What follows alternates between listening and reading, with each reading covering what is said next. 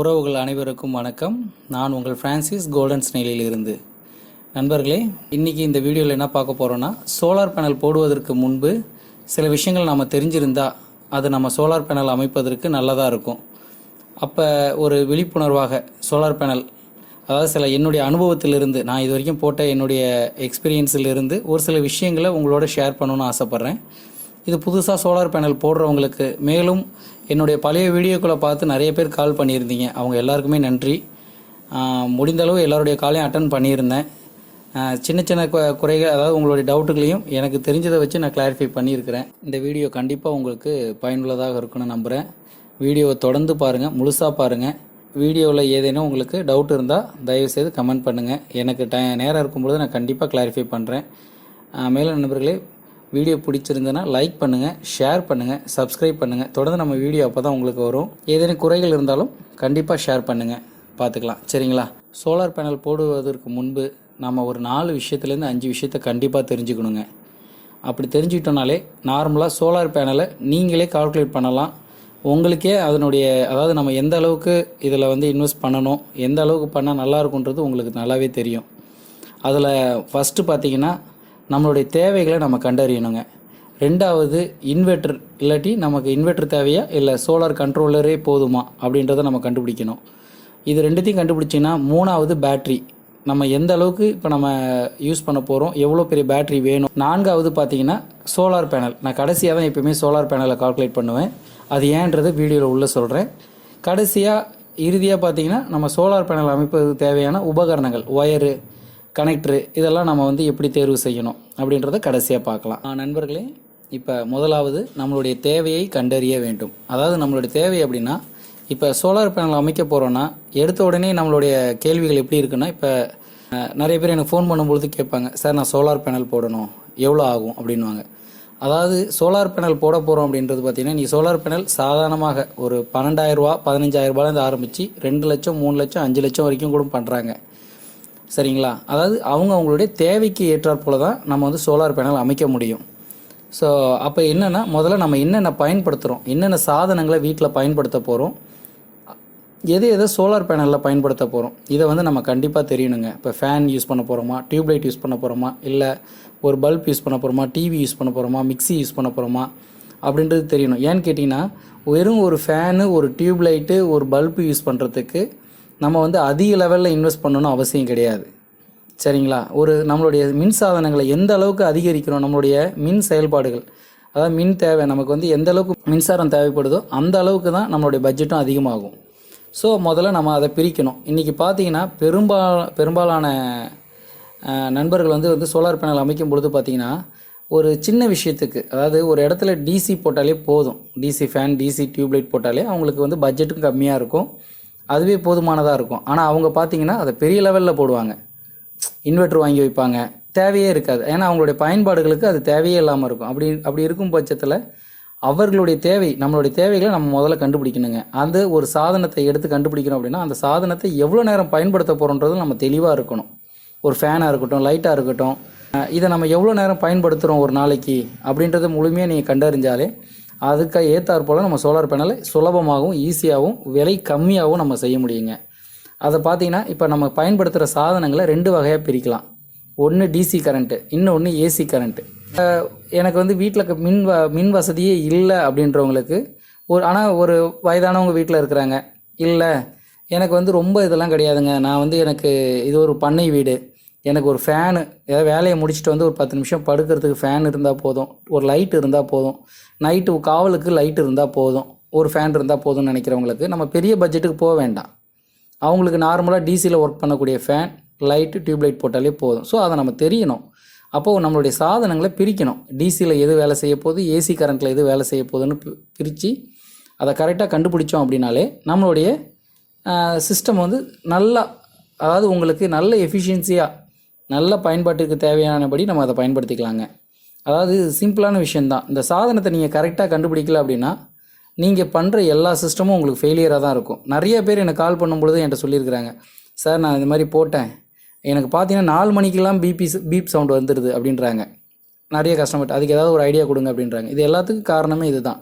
ஏன்னா இப்போ நம்ம சிம்பிளாக ஒரு கடைக்கு ஒரு பாத்திரத்தில் பால் வாங்குகிறோம் அப்படின்னா, ஒரு 1/2 லிட்டர் பாலை நம்ம கொதிக்க வைக்கிறதுக்கு குறைஞ்சது 3/4 லிட்டர்லேருந்து 1 லிட்டரு பாத்திர அகலமாவது நமக்கு வேணும் இல்லைங்களா? அப்போ 1/2 லிட்டர் பால் கரெக்டாக 1/2 லிட்டர் பால் கொள்ளளவு கொண்ட 1/2 லிட்டர் பால் குண்டான வச்சு நம்ம கொதிக்க வைக்கும் பொழுது பார்த்திங்கன்னா பால் பொங்கும் பொழுது அது நமக்கு பத்தாது. அது போல் தாங்க சோலார் சிஸ்டமும். அதாவது சோலார் பேனல் வாங்குறதா இருக்கட்டும், இன்வெர்டர் பயன்படுத்துறதா இருக்கட்டும், நீங்கள் கரெக்டாக வாங்கினீங்கன்னா கரெக்டாக பயணம் ஆகாது, பயன்படுத்த முடியாது. ஸோ இதுமாரி ஒரு சில விஷயங்கள்லாம் இருக்குது. இது தெரிஞ்சிடுச்சுன்னா நம்ம சோலார் பேனலை குறித்து பயப்படவே வேணாம். நமக்கு எந்த அளவுக்கு தேவையோ அந்த அளவுக்கு அது நல்ல பயனை தரும். ஒரு முக்கியமான விஷயம்னு பார்த்தீங்கன்னா, நிறைய பேர் என்கிட்ட கேட்குறாங்க, சார் நம்ம இன்வெர்ட்ரு கண்டிப்பாக எல்லாத்துக்கும் சோலார் பேனல் அமைச்சாலே இன்வெர்ட்ரு போடணுமா அப்படிங்கிறாங்க. இல்லை, கிடையாது. அதான் நான் சொன்ன மாதிரி ஆரம்பத்திலே சொன்ன மாதிரி நீங்கள் டிசியில் பயன்படுத்தக்கூடியதுக்கு நம்ம டிசி கண்ட்ரோலர் நார்மலாக போதும், சோலார் கண்ட்ரோலரே போதும். இல்லை நீங்கள் ஏசி கரண்ட்டும் பயன்படுத்த போகிறீங்க, ஒரு டிவியோ மிக்சியோ ஃப்ரிட்ஜோ பயன்படுத்த போகிறீங்கன்னா அதுக்கு ஏற்றாற் போல் தான் நம்ம வந்து இன்வெர்ட்டரையும் இல்லை ஏசி டிசி கன்வெர்ட்டரையும் வாங்க போகிறோம். அப்படின்னா இப்போ வெறும் எல்லாமே நான் வந்து ஒரு ஃபேனு டியூப்லைட்டு இது நார்மலாக ஒர்க் ஆகுறது வந்து பார்த்திங்கன்னா நம்ம கண்ட்ரோலரில் ஒர்க் ஆகும், எந்த தடையும் இருக்காது. சரி, எக்ஸ்ட்ரா ஒரே ஒரு டிவி மட்டும் வைக்க போகிறோன்னா நீங்கள் ஏசி டிசி கன்வெர்ட்டர் போட்டுக்கலாம், அதனால் எந்த பிரச்சனையும் இருக்காது. இல்லை நான் மிக்சி ஃப்ரிட்ஜு எல்லாமே பயன்படுத்த போகிறோம் அப்படின்னா அதுக்கு ஏற்றாற் போல் 1 கிலோ வாட்லேயோ 2 கிலோ வாட்லேயோ நம்ம இன்வெர்ட்டர் கண்டிப்பாக போட்டு தான் ஆகணும். சரிங்களா? அப்போ தான் நம்மளுடைய தேவைகளை பெருக்கிக்கணும்.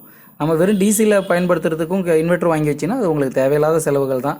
அது பயன்படுமான்னா கண்டிப்பாக பயனுள்ளதாக தான் இருக்கும், ஆனால் உங்களுக்கு பட்ஜெட் வைஸ் பெருசு. அது தேவையில்லாத விஷயத்துக்கு நீங்கள் அதிகமாக செலவு பண்ணுற மாதிரி. சரிங்களா? இப்போ ஒயரிங் மெத்தடில் பார்த்தீங்கன்னா ஒரு சோலார் கண்ட்ரோலர் அப்படின்னு எடுக்கும் பொழுது பார்த்திங்கன்னா அந்த சோலார் கண்ட்ரோல் பார்த்திங்கன்னா பேனல்லேருந்து டைரெக்டாக கனெக்ட் ஆகும், அதுவே பேட்டரியை சார்ஜ் பண்ணிக்கும், அந்த பேட்டரியிலேருந்து இருக்கக்கூடிய சப்ளைவை எடுத்து யூட்டிலைஸ் பண்ணி லோடுக்கு கொடுக்கும். இது வந்து நார்மலாக கண்ட்ரோலருடைய வேலை. இது டிசி ஹோமுக்கு இதுவே போதுமானது, 90% போதுமானது. சரிங்களா? இல்லை நான் ஏசி அப்ளைன்சஸும் பயன்படுத்த போகிறேன்னா நீங்கள் இன்வெர்ட்டர் போக போகிறீங்க. இல்லை எனக்கு நிறைய டிசி பயன்படுத்த போகிறேன், கொஞ்சமாக அதாவது ஒரே ஒரு டிவியோ இல்லை வேறு ஏதோ ஒரு மின் சாதனம், நீங்கள் வந்து ஏசியில் ஒர்க் ஆகக்கூடிய மின்சாதனம் ஒரு சின்ன சாதனம் மின்சாதனம் பயன்படுத்த போகிறீங்கன்னா நம்ம ஏசி டிசி கன்வெர்ட்டர் ப்ளஸ் இந்த சோலார் கண்ட்ரோலர் இது ரெண்டுமே போதுமானது. அதற்கான ஒரு எக்ஸ்ப்ளனேஷன் இங்கே நம்ம வீடியோவில் பார்க்கலாம், அதை நீங்கள் ஃபாலோ பண்ணாலே போதும். மூணாவதாக பார்த்தீங்கன்னா நண்பர்களே, நம்ம பேட்டரியை தேர்வு செய்தல். அதாவது நம்மளுடைய பயன்பாட்டிற்கு ஏற்றாற் போல் பேட்டரியை கண்டிப்பாக தேர்வு செய்யணுங்க. அதாவது இன்வெர்ட்ரு இப்போ வந்து நம்ம எவ்வளோ பயன்படுத்த போகிறோன்றதை முன்னாடியே பார்த்துட்டோம். சரி, அதுக்கு ஏற்றாற் போல் ஒரு இன்வெர்ட்டரையோ சோலார் கண்ட்ரோலரையோ நம்ம தேர்வு செஞ்சிட்டோம். Right, okay. இப்போ அடுத்த கட்டம், நம்ம வரக்கூடிய சூரிய ஒளிகளை ஒரு இடத்துல ஸ்டோர் பண்ணணும் இல்லைங்களா? அந்த சூரிய ஒளியிலேருந்து வரக்கூடிய மின்சாரத்தை ஒரு இடத்துல ஸ்டோர் பண்ணணும். ஸோ அதுக்கு நம்ம என்ன பேட்டரி பயன்படுத்த போகிறோம்? இன்றைக்கி லித்தியம் ஃபெரோஃபாஸ்பேட்லாம் வந்துருச்சு இல்லைங்களா? அதில் நம்மளுடைய வசதிக்கு ஏற்றாற் போல் இப்போ பெரும்பாலும் பார்த்திங்கன்னா நான் ரெக்கமெண்ட் பண்ணுறது டால் டியூப்லர் பேட்டரி எல்லா இடத்துலையும் ரெக்கமெண்ட் பண்ணுறோங்க. ஏன்னா அது நான் இது வரைக்கும் நான் கொடுத்ததில் எனக்கு அது நல்ல ஒரு எஃபிஷியன்சி இருக்குது, நல்ல பயன்பாட்டில் இருக்குன்றதுக்காக நான் அதை ரெக்கமெண்ட் பண்ணுறேன். பட் நிறைய இடத்துல பார்த்திங்கன்னா லித்தியம் அயன் பேட்டரி கொடுக்குறாங்க, அதேமாதிரி லித்தியம் ஃபெரோஃபாஸ்பேட் அயன் பேட்டரியும் கொடுத்துட்ருக்குறாங்க. அதுவும் நல்லா இருக்குது, பிரச்சனை இல்லை. ஆனால் கொஞ்சம் காஸ்ட் வைஸ் எக்ஸ்பென்சிவ் அது. சரிங்களா? அப்போ நம்மளுடைய தேவைக்கேற்றாற் போல் எத்தனை ஏஹெச் பேட்டரி போடணும், 40 ஏஹெச்சா 100 ஏஹெச்சா 150 இல்லை 150ல் எத்தனை போடணும், பேரலா சீரியலா, இந்த கால்குலேஷன் நமக்கு தெரியணும். இது வந்து நான் சொல்கிறதால மட்டும் நிறைய பேருக்கு புரியாது, கண்டிப்பாக புரியாது.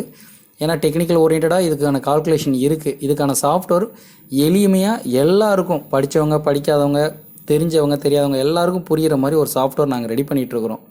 மிக விரைவில் நம்மளுடைய இந்த வீடியோவுக்கு கீழே இருக்கக்கூடிய டிஸ்கிரிப்ஷனில் அந்த லிங்க்கையும் ஷேர் பண்ணுவோம்.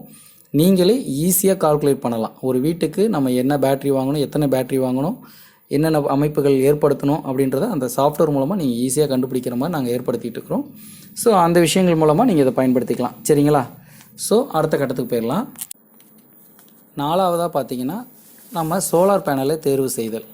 அதாவது சோலார் பேனலில் 3 விதமான பேனல் இருக்குது. அதில் பெரும்பாலும் நம்ம பயன்படுத்துகிறது மோனோ பாலி தான். சரிங்களா? மோனோ பேனலுக்கும் பாலி பேனலுக்கும் நிறைய டிஃப்ரென்ஸ் நீங்கள் நிறைய வீடியோக்களில் பார்த்துருப்பீங்க. இதை பற்றி அதிகமாக நான் எக்ஸ்பிளைன் பண்ணணும்னு அவசியம் இல்லை. மோனோ பேனலை பொறுத்த வரைக்கும் எஃபிஷியன்சி அதிகங்க. நான் இது வரைக்கும் அதிகமாக எல்லாருக்கும் ரெக்கமெண்ட் பண்ணது மோனோ பேனல் தான்.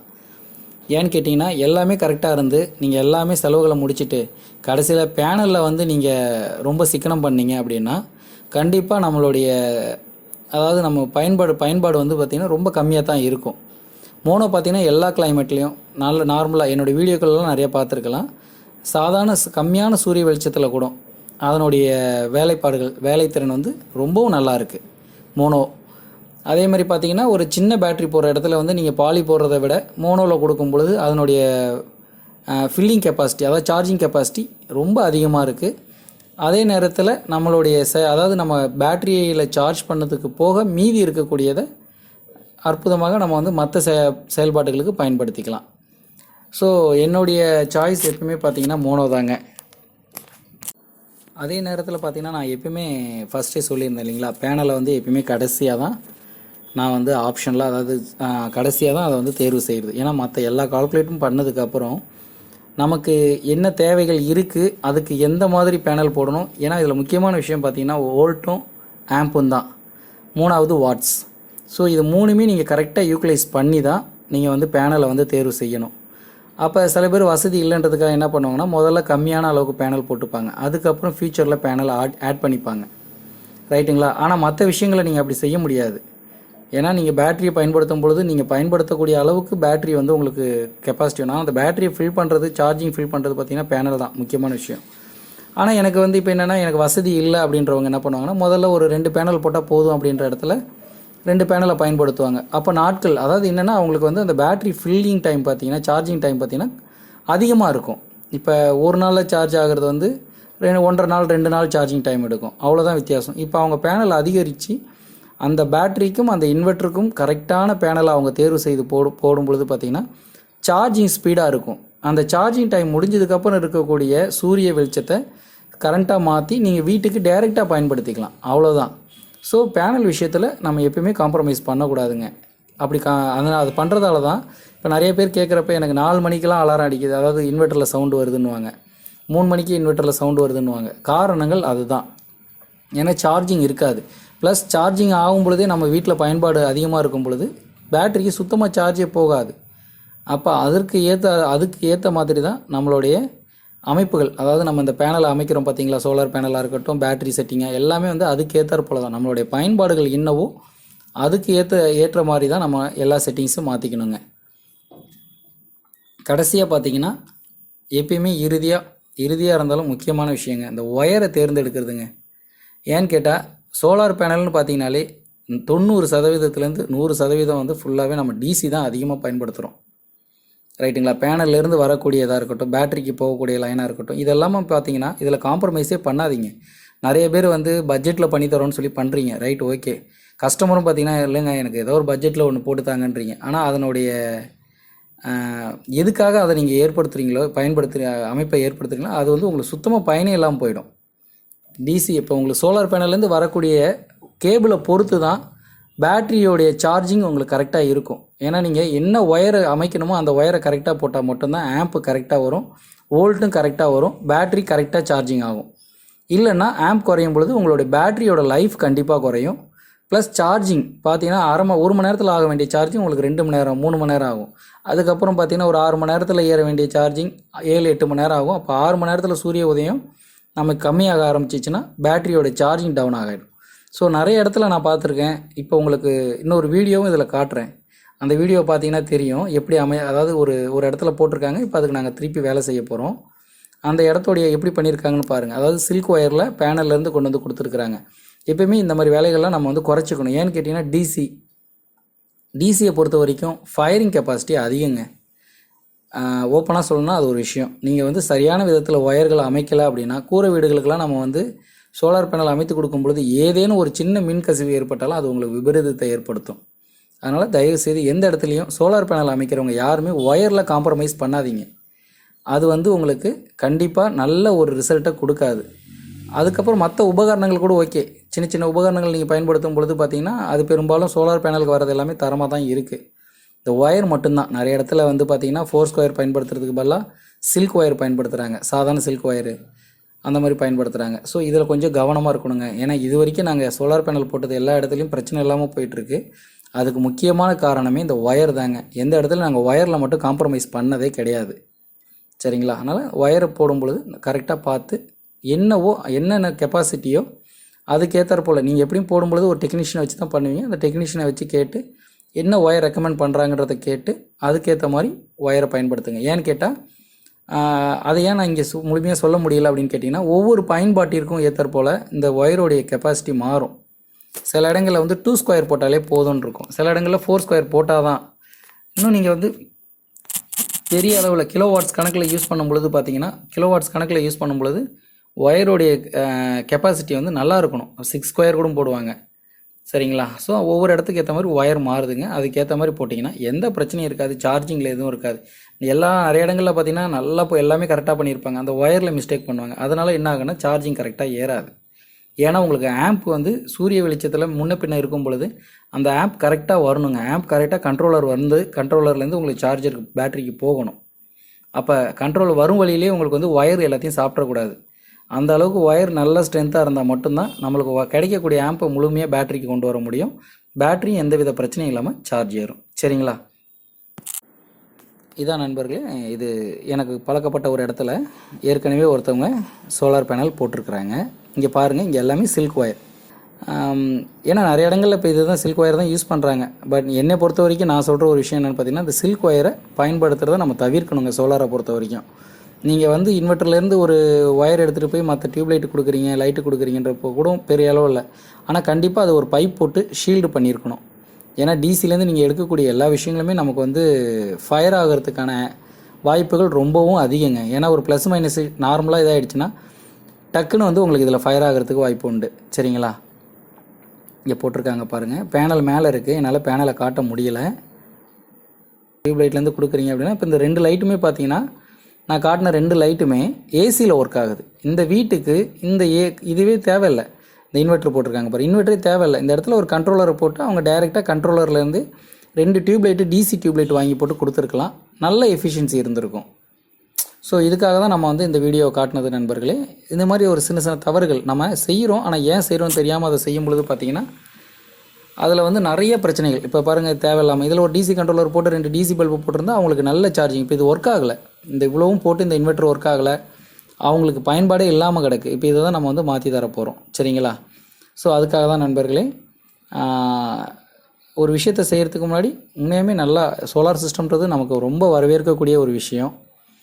கண்டிப்பாக எல்லாருமே சோலார் சிஸ்டத்துக்கு மாறுங்க. ஏன்னா இப்போ பார்த்தீங்கன்னா பைக் மாதிரி இப்போ நிறைய இடத்துல பைக் வந்துருச்சு இல்லைங்களா? அதுபோல் இந்த சோலார் சிஸ்டத்துக்கு மாறுங்க. சோலார் சிஸ்டத்தை நம்ம எந்த அளவுக்கு பயன்படுத்த ஆரம்பிக்கிறோமோ அந்த அளவுக்கு உண்மையாலுமே நம்மளுடைய மின் கட்டணங்கள் குறைக்கலாம், சரிங்களா? இன்னும் நிறைய விதத்தில் பயனுள்ளதாக இருக்குது. ஸோ மின்சாரத்தை சிக்கனமாக பயன்படுத்த நம்ம கண்டிப்பாக எல்லாருமே கற்றுக்கணுங்க. மின்சாரத்தை எந்த அளவுக்கு சிக்கனமாக பயன்படுத்துகிறோமோ அந்த அளவுக்கு மின் கட்டணம் இல்லாத வாழ்க்கையை நம்ம வாழலாம். ஸோ நண்பர்களே, கண்டிப்பாக என்னுடைய வீடியோ பிடிச்சிருக்கோன்னு நம்புகிறேன். கண்டிப்பாக குறைகள் எதாவது இருந்தால் ஷேர் பண்ணுங்கள். அடுத்த வீடியோவில் கண்டிப்பாக அதை நிறைவு செய்து பண்ணுவோம். லைக் பண்ணுங்கள், ஷேர் பண்ணுங்கள், சப்ஸ்கிரைப் பண்ணுங்கள். கண்டிப்பாக மறந்துடாதீங்க, தயவுசெய்து எல்லாருக்கும் ஷேர் பண்ணுங்கள். யாராவது ஒருத்தவங்களுக்கு பயனுள்ளதாக இருக்கும். ஏன்னா எல்லாருமே இந்த ஒரு வீடியோவை அமைச்சு முடிச்சதுக்கப்புறம் அது ஐயோ நான் இதை முன்னாடியே பார்த்துருந்தா நல்லா இருந்திருக்குமே நினைக்கிறதுக்கு ஒரு சின்ன விஷயங்கள், ஒரு சின்ன ஒரு கருத்து, அவ்வளோதாங்க. ரொம்ப நன்றி, ரொம்ப நன்றி. எனக்கு ஆதரவு கொடுக்குற அனைத்து நல்லுள்ளங்களுக்கும் என்னுடைய மனமார்ந்த நன்றி. மீண்டும் அடுத்த வீடியோவில் சந்திப்போம். நன்றி நண்பர்களே.